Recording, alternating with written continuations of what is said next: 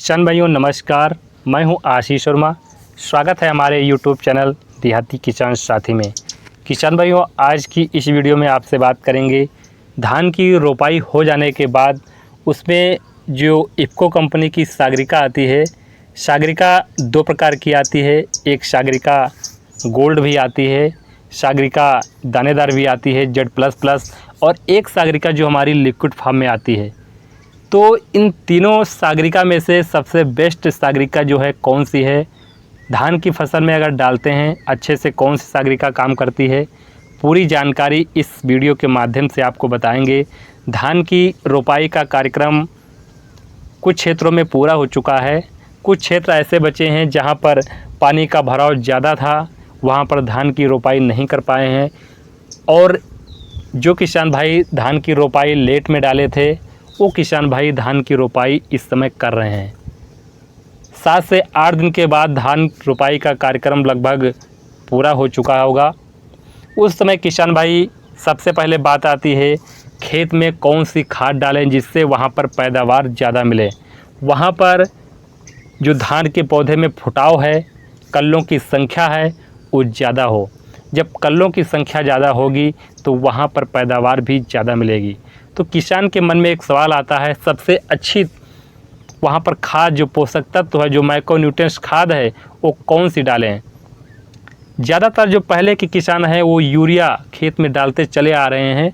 Urea के अलावा कोई और जो पोषक तत्व जो माइक्रोन्यूट्रिएंट्स खाद आती हैं, जिंक आती हैं, सल्फ़र आती है, वो कुछ नहीं डालते हैं, केवल यूरिया डाल देते हैं। लेकिन यूरिया डालने से किसान भाइयों आज के समय में केवल मतलब नहीं है, क्योंकि इस समय सब हाइब्रिड वैरायटी आ गई हैं और हाइब्रिड वैरायटी में किसान भाइयों जो माइक्रोन्यूट्रिएंट्स खाद जो है, जो पोषक तत्वों की कमी खेत में अगर हो जाती है तो अच्छी पैदावार किसान भाइयों नहीं मिल पाती है। जो पहले की वैरायटियां थी उसमें इतनी ज़्यादा जो फंगीसाइड कीट हैं, इतनी ज़्यादा जो माइक्रोन्यूट्रिएंट्स की कमी थी वो नहीं लगती थी। आज के समय में खेत में इतनी ज़्यादा उर्वरा शक्ति भी नहीं रह गई है जितना हमारा वहाँ पर पौधों को माइक्रोन्यूट्रिएंट्स चाहिए वो मिल पाता है। इसलिए किसान भाइयों यूरिया के साथ बहुत अन्य प्रकार के माइक्रोन्यूट्रिएंट्स खाद की देने की आवश्यकता होती है। सबसे नंबर 1 पर आती है हमारी इफ़को कंपनी की दानेदार सागरिका Z++। सागरिका जो समुद्री शैवाल से बनाई गई खाद होती है, उसमें बहुत प्रकार के लगभग 20 प्रकार के माइक्रोन्यूट्रिएंट्स का मिक्सचर होता है। इसको डालने से धान की जो फुटाव है, जो ट्रेलिंग है, जो कल्लों की संख्या है वो ज़बरदस्त देखने को मिलती है। क्योंकि इफ़को की जो सागरिका है वो हमारी बहुत ही बेस्ट सागरिका है। इसमें कई प्रकार के माइक्रोन्यूट्रिएंट्स सूक्ष्म पोषक तत्वों का ये खाद होती है। इसको यूरिया मिला करके आपको वहाँ पर 7 से 8 किलोग्राम प्रति एकड़ के हिसाब से या 8 से 10 किलोग्राम प्रति एकड़ के हिसाब से इफ़को की सागरिका आप दें तो अच्छा सा फुटाव देखने को मिलेगा। सागरिका जो गोल्ड आती है उसको भी डालने से बहुत अच्छा ही रिजल्ट रहता है, लेकिन जो Z++ सागरिका है उससे सबसे बेस्ट सागरिका आपकी किसान भाइयों है दानेदार सागरिका होती है। इसको जब डालते हैं खेत में जो भी पोषक तत्वों की कमी होती है पूर्ति हो जाती है, उसमें अच्छे से फुटाव देखने को मिलता है। एक बार जो पड़ोसी है किसान देखेगा भाई फला किसान इसमें क्या डाल दिया है, ऐसा फसल कैसे जो लेट में रोपाई किए थे तब भी इसकी बहुत फसल तगड़ी हो गई है, इतने ज़्यादा फुटाव हो गया है, बहुत ज़्यादा अच्छी उसका तना का विकास हुआ है, कैसे हुआ है। ये सब सागरिका का कमाल है। क्योंकि जो किसान यूरिया डाल करके पौधे की ग्रोथ कर रहा है, पौधे में ट्रेलिंग कर रहा है, और फला किसान वहाँ पर सागरिका है, सल्फ़र है, माइक्रोन्यूट्रिएंट्स पोषक तत्व है, उसमें जो हमारा ह्यूमिक एसिड आता है, जिंक आती है, फला किसान डाला है तो उसकी फसल का जो रिज़ल्ट होगा बेहतरीन होगा। और फला किसान यूरिया डाल करके वहाँ पर कल्लों की संख्या कर रहा है, वहाँ पर फुटाव बढ़ाना चाह रहा है, तो उसमें और फला किसान में कितना डिफरेंस होगा, कितनी पैदावार में डिफरेंस होगा।